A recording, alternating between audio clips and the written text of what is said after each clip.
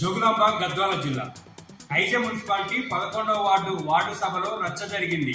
అనర్హుల పేర్లు ఇందిరమ్మ ఇళ్ల జాబితాలో రావడంపై ప్రజలు అధికారులను నిలదీశారు. ఇంకెన్నిసార్లు దరఖాస్తులు ఇవ్వాలంటూ అధికారుల తీరుపై మండిపడ్డారు. అధికారుల తీరుకు నిరసనగా ప్రజలు వార్డు సభను బహిష్కరించారు. దీంతో చేసేదేమీ లేక అధికారులు అక్కడి నుండి వెనుదిరిగారు.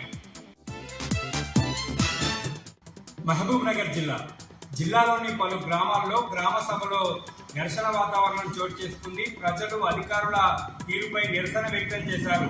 రైతు భరోసా, ఇందిరమ్మ ఇల్లు, రేషన్ కార్డు వంటి పథకాలను ఏడాదైనా కూడా అమలు చేయకుండా మరోసారి దరఖాస్తుల పేరుతో కాలయాపన చేస్తున్నారని అధికారులను నిలదీశారు.